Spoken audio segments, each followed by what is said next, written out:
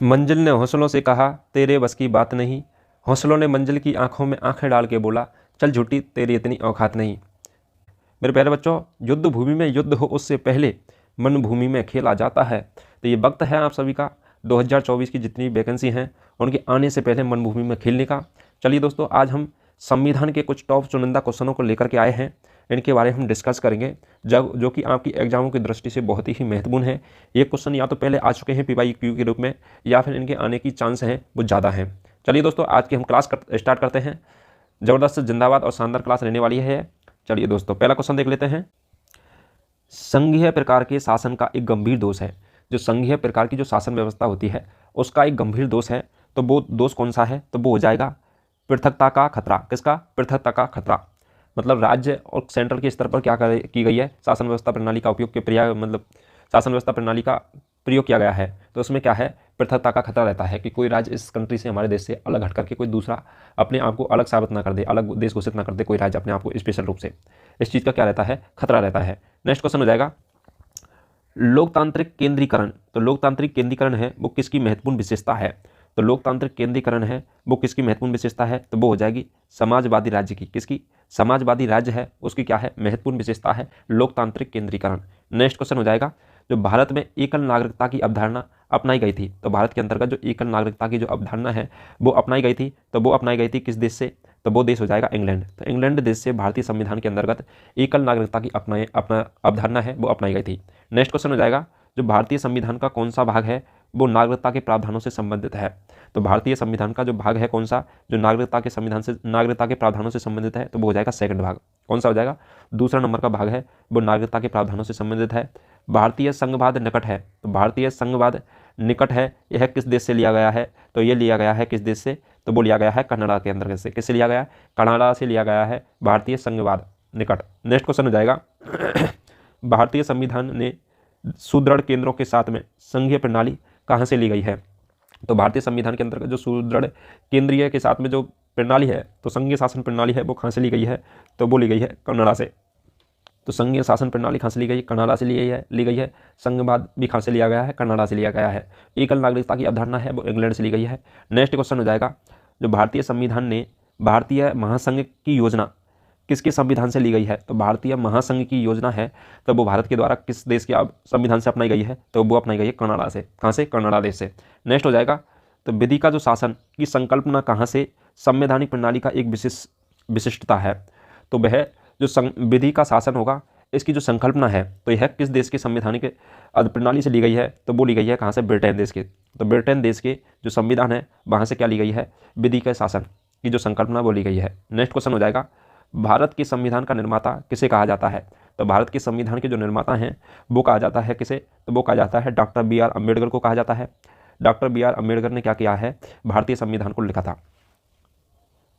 ये बहुत ही विद्वान थे doctor BR Ambedkar. Next question हो जाएगा हमारे संविधान में न्यायिक समीक्षा की अवधारणा किस देश के संविधान से ली गई है? जो भारतीय संविधान के अंतर्गत जो न्याय समीक्षा की जो अवधारणा ली गई है तो वह किस देश से ली गई है? तो वो ली गई है USA से। किससे ली गई है? USA के अंदर से ली गई है न्यायिक समीक्षा की अवधारणा कि यहाँ पर कोर्ट होंगे, इस प्रकार से निर्णय लिए जाएंगे, वकील होंगे उसके अंतर्गत, ऐसे जज होगा। इन चीज़ों की जो अवधारणा है यह कहाँ से ली गई है? USA के अंतर्गत से ली गई है। नेक्स्ट क्वेश्चन हो जाएगा कि विश्व में सबसे बड़ा संविधान है वो किस देश का है? तो विश्व का सबसे बड़ा जो संविधान है वह किस देश का हो जाएगा? तो वो हो जाएगा भारत का। किसका हो जाएगा? भारत का संविधान है जो विश्व का क्या है? सबसे बड़ा संविधान है। और यह कैसा है? और लिखित भी सबसे बड़ा संविधान किस देश का है? तो भारत के अंदर है। किस राज्य के मामलों में संसद संघीय सूची में दिए गए विषयों पर केवल राज्य से परामर्श करके विधि निर्माण कर सकती है? तो राज्यों में किसी प्रकार से जो घटना घटित होगी उसमें संसदीय संघीय सूची में दिए गए विषयों के केवल राज्यों से क्या कहते हैं? परामर्श करके विधि का निर्णय लिया जाएगा। तो वह राज्य कौन सा है? तो वो राज्य कौन सा हो जाएगा? वो हो जाएगा जम्मू कश्मीर। जम्मू कश्मीर के अंतर्गत क्या हुआ था? जब भारत का निर्माण हुआ था तो जम्मू कश्मीर था, तो इसके जो राजा थे, क्योंकि भारत का निर्माण उस समय क्या थे? राजा थे, और राजाओं की क्या थी? रियासतें थी, उनके राज्य थे। तो उन्होंने जो क्या है, कुछ तो पाकिस्तान का बंटवारा हुआ तो पाकिस्तान चले गए। तो जम्मू कश्मीर का जब निर्माण हुआ था तो जम्मू कश्मीर क्या है? भारत में आना नहीं चाहता था। ये बोल रहा था ना तो हम पाकिस्तान में शामिल होंगे ना अपन इंडिया के अंदर शामिल होंगे, अपन का स्वतंत्र राज्य रखेंगे। ठीक है। उसके बाद में पाकिस्तान वालों ने क्या किया? इस पर आक्रमण करके हथियाने की कोशिश की, तो भारत ने इनका क्या किया था? सहयोग। इसलिए ये भारत के अंदर आ गए थे। तो इसे पूर्ण रूप से राज्य का दर्जा नहीं दिया गया था, तो इसे क्या दिया गया था? विशेष राज्य का दर्जा प्राप्त था जम्मू कश्मीर का। नेक्स्ट क्वेश्चन हो जाएगा तो संघ और संघीय सूची में कितने मद हैं, तो संघ और संघीय सूची में है कितने मद हैं, तो संघ सूची में कितने दे रखे हैं, 97 मद। कितने दे रखे हैं, 97 मद दे रखे हैं।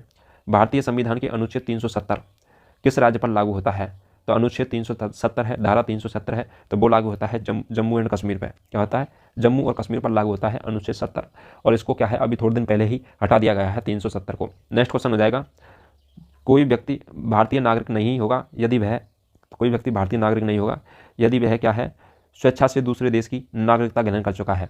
तो अपनी इच्छा से कोई व्यक्ति दूसरे देश में जाकर के बस गया और वहाँ की उसने क्या ले ली है, नागरिकता ग्रहण कर लिया है, तो वो भारत देश का क्या नहीं रहेगा, नागरिक नहीं रहेगा। नेक्स्ट क्वेश्चन हो जाएगा, जो स्थानीय सरकारें आधार हैं, तो स्थानीय सरकारें आधार हैं, तो स्थानीय सरकारें होती हैं जैसे राज्यों की सरकार हैं, जिलों की सरकार हैं, ये सब किसकी आधार हैं, तो भारत के लोकतंत्र का, किसका, लोकतंत्र का आधार है।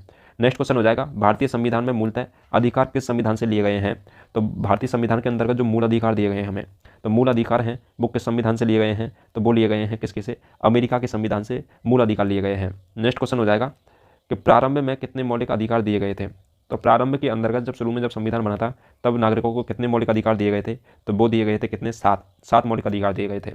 नेक्स्ट अभी क्या है, 6 मौलिक अधिकार है, क्योंकि एक संपत्ति का जो अधिकार था उसको हटा दिया गया है। नेक्स्ट क्वेश्चन हो जाएगा, संविधान की किस धारा के अंतर्गत कोई भी व्यक्ति मूलभूत अधिकारों के हनन का मामला सीधे उच्च न्यायालय में उठा सकता है, तो किस धारा के अंतर्गत उठा सकता है, अपने मूलभूत जो अधिकार दे रखे हैं उनके हनन के मामले में उच्च न्यायालय में डायरेक्ट जाकर के वो क्या कर सकता है, FIR दर्ज कर सकता है, मामलों को उठा सकता है, तो धारा 32 के अंतर्गत। कौन सी धारा का उपयोग करके, धारा 32 का उपयोग करके उठा सकता है। नेक्स्ट क्वेश्चन हो जाएगा कि एक रिट किसके द्वारा जारी की जाती है, तो एक रिट है तो वह किसके द्वारा जारी की जाती है, तो वो की जाती है कोई भी उच्च न्यायालय के द्वारा। किसके द्वारा, हम किसी भी उच्च न्यायालय के द्वारा जाकर के हम क्या कर सकते हैं, रिट जारी कर सकते हैं। जैसे अपन राजस्थान में रहते हैं तो राजस्थान के उच्च न्यायालय, अगर अपन को यहाँ कोई सुनवाई नहीं करता, हम दूसरे उच्च न्यायालय में जाकर के क्या कर सकते हैं, दूसरे राज्य के उच्च न्यायालय में जाकर के रिट लगा सकते हैं, दिल्ली के उच्च न्यायालय में जाकर के हम रिट लगा सकते हैं उस चीज़ की। नेक्स्ट क्वेश्चन हो जाएगा कि भारतीय संविधान की किस प्रकार से के रिटों की विशिष्ट व्यवस्था नहीं की गई है, तो भारतीय संविधान के अंतर्गत किस प्रकार की जो रिटें हैं, शिकायतें हैं, उनकी व्यवस्था नहीं की गई है, तो वो उनकी नहीं गई है किसकी, अपन जो व्यादेश या निषेध, जो व्यादेश और निषेध चीज़ें हैं जिन पर सरकार ने निषेध लगा रखा, उन चीज़ों की हम रिट नहीं लगा सकते हैं संविधान के अंतर्गत, मतलब न्यायालय के अंतर्गत। उच्चतम न्यायालय द्वारा कितने प्रकार की रिटें जारी की जा सकती हैं, तो उच्चतम न्यायालय के द्वारा जो रिटें हैं वो कितने प्रकार की जारी की जा सकती हैं, तो वो की जा सकती हैं 5 प्रकार की। तो 5 प्रकार की रिटों को उच्च न्यायालय के द्वारा जारी किया जा सकता है। नेक्स्ट क्वेश्चन हो जाएगा, जो भारतीय संविधान के अनुसार जीवन का अधिकार एक है, तो जीवन का जो अधिकार है यह एक अपन का क्या है, मौलिक अधिकार है भारतीय संविधान के अनुसार, तो ये हो जाएगा हमारा जीवन का अधिकार, मौलिक अधिकार हो जाएगा। नेक्स्ट क्वेश्चन हो जाएगा कि किस संविधान संशोधन अधिनियम द्वारा जो संपत्ति के मूल अधिकार नहीं रहा है, तो संविधान संशोधन हुआ था उसमें से क्या किया है, संपत्ति का अधिकार जो मूल अधिकार था, 7 अधिकार थे शुरू में, तो 7 अधिकारों में से जो संपत्ति का एक मूल अधिकार उसका क्या था, एक भाग था, तो संपत्ति के मूल अधिकार को हटा दिया गया था। तो वह कौन से संशोधन में हटाया था, तो संशोधन हुआ था 44। कौन सा हुआ था, 44 में जो संशोधन हुआ था उसके अंतर्गत संपत्ति के अधिकार को क्या कर दिया था, हटा दिया गया था। तो 44वें संशोधन के अंतर्गत कौन सा विधिक अधिकार बना था, तो कौन सा विधिक अधिकार बना था, तो वो बना था संपत्ति का अधिकार। कौन सा बना था, संपत्ति का अधिकार था, उसको क्या है, विधिक अधिकार बना दिया गया था, मूल अधिकार ना बना करके। नेक्स्ट हो जाएगा, भारतीय संविधान के अनुसार संपत्ति का अधिकार है, तो भारतीय संविधान के अनुसार अब प्रेजेंट टाइम में जो संपत्ति का अधिकार हो जाएगा वो हो जाएगा विधिक अधिकार, ना कि मौलिक अधिकार होगा। नेक्स्ट हो जाएगा कि संपत्ति के अधिकार को मौलिक अधिकारों की सूची में किसके शासन के दौरान हटाया गया था, तो उस समय जो हमारे भारत के प्रधानमंत्री और किसकी सरकारें थी, उस जिस समय संशोधन 44वां संशोधन हुआ था और संपत्ति का अधिकार हटा दिया गया था, तो वो थी कितने नंबर, कौन था, तो मोरजी देसाई की सरकार के अंतर्गत संपत्ति के अधिकार को मौलिक अधिकार से हटा दिया गया था। नेक्स्ट क्वेश्चन हो जाएगा, भारतीय संविधान के किस अनुच्छेद के अंतर्गत डॉक्टर BR अम्बेडकर ने भारतीय संविधान का हृदय और आत्मा कहा गया है, तो डॉक्टर BR अम्बेडकर के द्वारा भारतीय संविधान का हृदय और आत्मा कहा गया है, तो वह कौन सा अनुच्छेद है, तो अनुच्छेद थे वो अनुच्छेद कौन सा है, तो अनुच्छेद हो जाएगा 32। कौन सा है, अनुच्छेद 32 को क्या कहा गया है, भारतीय संविधान का हृदय और आत्मा कहा गया है। नेक्स्ट क्वेश्चन हो जाएगा कि किस राज्य पर उन अधिकारों द्वारा जाना जाता है जिन्हें वह बनाए रखता है, यह किसका कथन है, कोई राज्य उन अधिकारों द्वारा जाना जाता है जिन्हें वह बनाए रखता है, यह किसका कथन है, तो यह कथन हो जाएगा किसका, तो वो है लास्की का। किसका, लास्की ने कहा है कि कोई भी राज्य है अधिकारों द्वारा जाना जाता है, राज्य अपने अधिकारों द्वारा जाना जाता है जिसे वह बनाए रखना चाहता है, तो बनाए रखता है उसको क्या जाना जाता है। यह कथन किसने दिया था, लास्की के द्वारा दिया गया था। नेक्स्ट क्वेश्चन हो जाएगा हमारा, जो मूल अधिकार हैं वो भारतीय संविधान के किस भाग में स्थापित हैं, तो मूल अधिकार भारतीय संविधान के किस भाग में दिए गए हैं, तो वो दिए गए हैं किसमें, भाग 3 के अंतर्गत दिए गए हैं मूल अधिकार, अनुच्छेद 19 के अंतर्गत।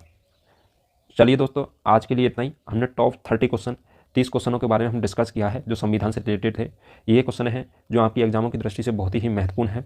चलिए मेरे प्यारे बच्चों, जिन बच्चों ने पिछली क्लासें नहीं देखी उनको जरूर देखिए, और आपको वीडियो अच्छा लगा हो तो लाइक करिए और इस वीडियो को ज़्यादा से ज़्यादा शेयर कीजिए ताकि आप जैसे भाइयों की क्या हो सके, हेल्प हो सके।